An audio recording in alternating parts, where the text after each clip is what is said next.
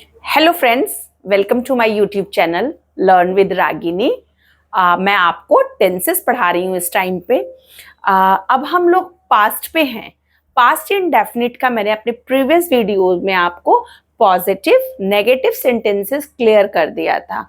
Formulas भी उसको बहुत अच्छी तरीके से आपको समझाया था और सारे positive sentences negative sentences I have cleared. Now we are on the interrogative and interrogative negative sentences, जिसमें हम क्या का इस्तेमाल करेंगे, क्या, कैसे, क्यों, कब, कहाँ। These sentences are interrogative words, okay? और interrogative negative में आपको नहीं भी मिलेगा और क्वेश्चन वर्ड भी मिलेगा। दोनों चीजें आपको अवेलेबल होगी, जिसको हम हमेशा इंटरोगेटिव नेगेटिव सेंटेंसेस कहते हैं।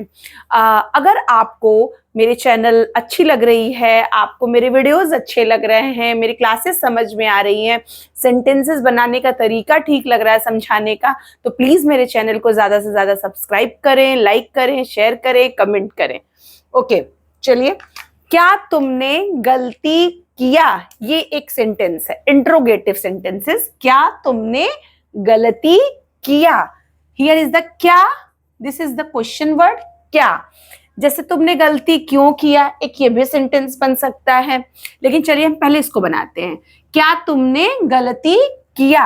अब क्या इज द स्टार्टिंग वर्ड है, क्वेश्चन वर्ड है इस सेंटेंस का, इसलिए हम इसके इंग्लिश नहीं लगाएंगे, जैसा कि सारे वीडियोस में सारे टेंसेस के रूल ही होते हैं ये।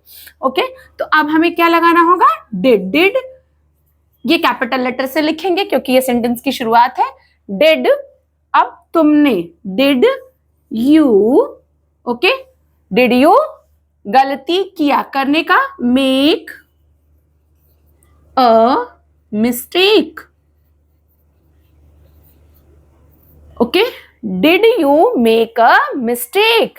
अगर हम इसको चलिए मैं ऐसे भी आपको समझाती हूं। अगर ये क्या हटा के हम बीच में इसको क्वेश्चन वर्ड करते हैं, तुमने गलती क्यों किया। मान लीजिए एक ये सेंटेंस है, मैं इस पे लिखूंगी नहीं तो फिर आपको नोट्स बनाने में दिक्कत होगी, वो सब कंफ्यूज आप हो जाएंगे। बस मैं एग्जाम्पल दे रही हूँ आपको ओरली। तुमने गलती किया, एक ये सेंटेंस है, लेकिन अगर इसमें हम क्वेश्चन वर्ड डालते हैं, तुमने गलती क्यों किया, क्यों सेंटेंस के बीच में आ गया। अब हम इसकी इंग्लिश सबसे पहले लिखेंगे, जैसे वाई, क्यों की इंग्लिश हो जाएगी वाई। चलिए मैं बनाती हूं, why. Again why question word है, इसलिए उसको हम सबसे पहले लगाएंगे क्योंकि वो मिड ऑफ द सेंटेंस था। तुमने गलती क्यों किया, वाई। अब अगेन वाई के बाद डिड आएगा, वाई डिड यू, ओके, तुमने गलती क्यों किया, why did you make a mistake, why did you make a mistake. अगर क्वेश्चन वर्ड सेंटेंस के बीच में होता है तो हम उसकी इंग्लिश सबसे पहले लगाते हैं, देन हेल्पिंग वर्ब जो हमारा डिड है, कोई भी सब्जेक्ट हो, ही हो, शी हो, दे हो, आई हो, वी हो, सिंगुलर नाउन हो, प्लूरल नाउन हो, first person, second person, third person, सबके साथ हमें डिड लगाना है। जैसे ही sentences negative interrogative interrogative negative में कन्वर्ट होगा, आप तुरंत उसको डिड का इस्तेमाल कर लेंगे। Why did you make a mistake. Okay, मैंने दोनों तरह से आपको समझाने की कोशिश की है, अगर क्वेश्चन वर्ड बीच में आता है और अगर पहले होता है, ठीक है। किरण ने 10 रुपए दान क्यों किया। ओके, किरण ने 10 रुपए दान क्यों किया, यहां पे here is the question word, क्यों मिड में है सेंटेंस के, तो हम सबसे पहले इसकी इंग्लिश लगाएंगे वाई। ओके, अब वाई क्वेश्चन वर्ड बीच में था इसलिए इसकी इंग्लिश लगी, अगर ये क्वेश्चन वर्ड पहले होता तो इसकी इंग्लिश नहीं लगती। ओके, वाई, वाई के जस्ट बाद हम helping verb did, okay, Kiran, this is the naming word, why did Kiran donate। अब किया, किया की इंग्लिश नहीं, डोनेट दान किया मतलब ही हो गया, आपको गिव लगाने की जरूरत नहीं है, किया देना ये सब के लिए donate is itself a helping verb, main verb. Okay, so why did Kiran donate 10 rupees। okay, why did Kiran donate 10 rupees। ये आपकी इंग्लिश हो गई। अगर मान लीजिए एक सेंटेंस हम बना लें क्या से, क्या किरण ने 10 रुपए दान किया, तो अगेन वो आप उसकी इंग्लिश नहीं लगाएंगे क्योंकि क्या किरण हो गया, क्या किरण ने 10 रुपए दान दिया, तो हम उसकी इंग्लिश अब नहीं लगाएंगे। सबसे पहले क्या हो जाएगा, डिड कैपिटल लेटर से, डिड किरण डोनेट 10 रुपीज।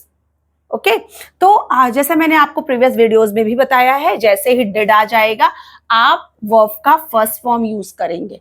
जो हमारा एक्शन वर्ड है उसका फर्स्ट फॉर्म, अगर ये पॉजिटिव सेंटेंसेस होते तो हमें सेकंड फॉर्म, ये मेड हो जाता, ठीक है, ये मेक का अगेन मेड हो जाता, डोनेट का डोनेटेड हो जाता, अगर ये सेंटेंस पॉजिटिव होता देन। लेकिन ये इंटरोगेटिव सेंटेंसेस है, नेगेटिव सेंटेंसेस में भी हम फर्स्ट फॉर्म ही इस्तेमाल करते हैं डिड के साथ। जहां भी डिड ऐड हो जाएगा तो हमेशा हमारा जो एक्शन वर्ड है मीन्स हमारा मेन वर्ब है, तो तुरंत वो आपका फर्स्ट फॉर्म में कन्वर्ट हो जाएगा।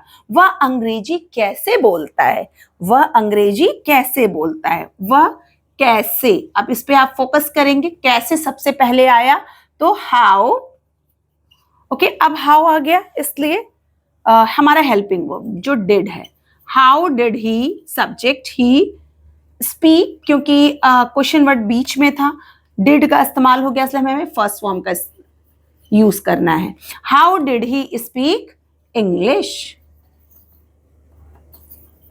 How did he speak English. Okay, क्योंकि ये सबसे पहले आया इसलिए हमें उसके बगल में जस्ट आपको हेल्पिंग वर्ब डिड यूज करना है, देन सब्जेक्ट, और फिर आपका हो गया मेन वर्ब का first form, speak spoke spoken, ठीक है, डोनेट डोनेटेड डोनेटेड। मैं तीनों फॉर्म बताते चलती हूँ सारे वीडियोस में अपने।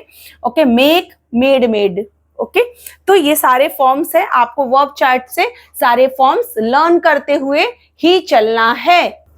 वह अंग्रेजी कैसे बोलता था, how did he speak English. Okay, तो ऐसे ही आपको बनाना है।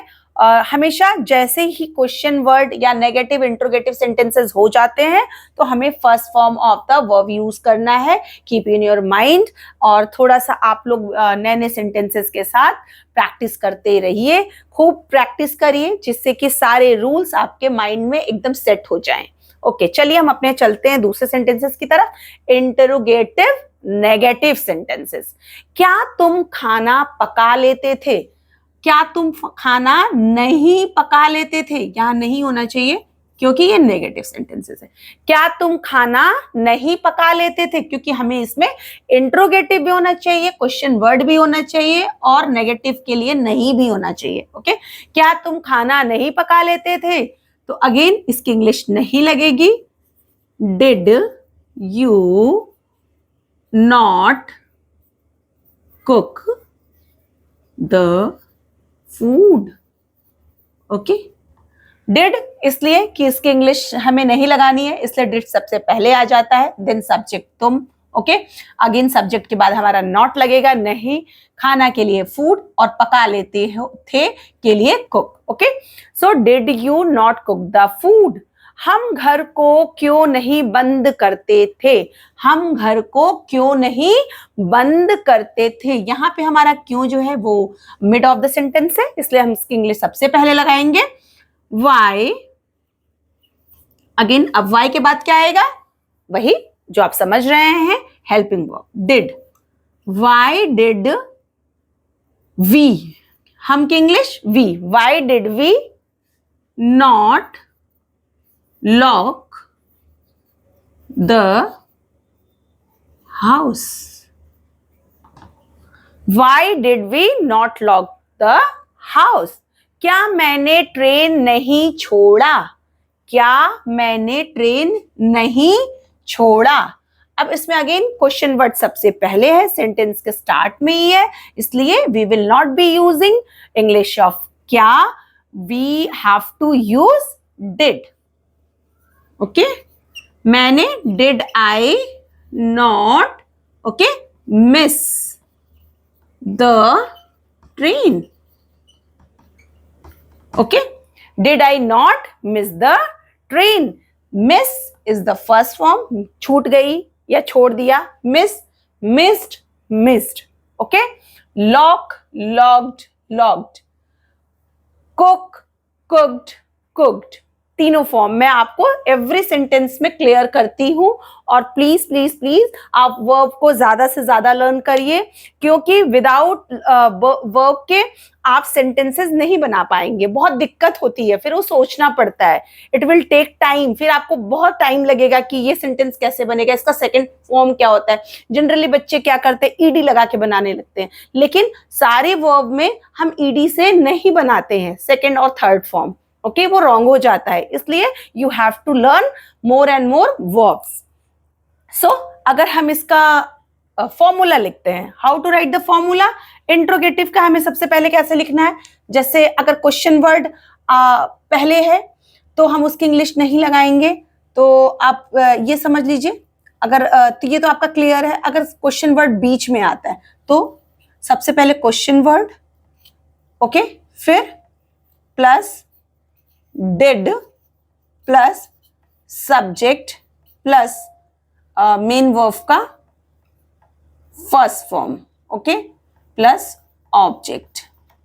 ये फॉर्मूला क्वेश्चन वर्ड अगर मिड में है देन सबसे पहले क्वेश्चन वर्ड की इंग्लिश लगेगी, जैसे वाई, व्हेन, हाउ, ये सारे। ओके, तो question word, then helping verb did, then subject, then main verb का फर्स्ट फॉर्म। और अगर क्वेश्चन वर्ड सबसे पहले होता है तो यहाँ आपका ये यहां से शुरू हो जाएगा, ठीक है। डिड फिर प्लस सब्जेक्ट प्लस हमारा मेन वर्ब का first form, then object. Okay, अच्छा, अब हम इंट्रोगेटिव नेगेटिव की तरफ चलते हैं। अगेन वही चीज, क्वेश्चन वर्ड अगर बीच में होता है, ये फॉर्मूला उसके लिए, plus did plus subject plus not, subject के जस्ट बगल में नॉट होगा, प्लस मेन वर्ब का फर्स्ट फॉर्म प्लस ऑब्जेक्ट।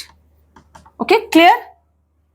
तो ये फॉर्मूलाज है, आपको ये माइंड में रखना है। जैसे ही आप सेंटेंसेस बनाने लगिए, प्लीज आप सारे सेंटेंसेस के लास्ट में जब सारे सेंटेंसेस आपके बन जाए तो आप खुद से ट्राई करिए कि कैसे हमें फॉर्मूला लिखना है, क्योंकि फॉर्मूला अगर आपके माइंड में होगा या आप सेंटेंसेस क्लियर नहीं है, अगर आपने फॉर्मूला यहाँ से आपने अपने नोट्स में लिख लिया है तो आप कोई भी सेंटेंसेस इस फॉर्मूला के हिसाब से बहुत ही इजीली बना सकते हैं।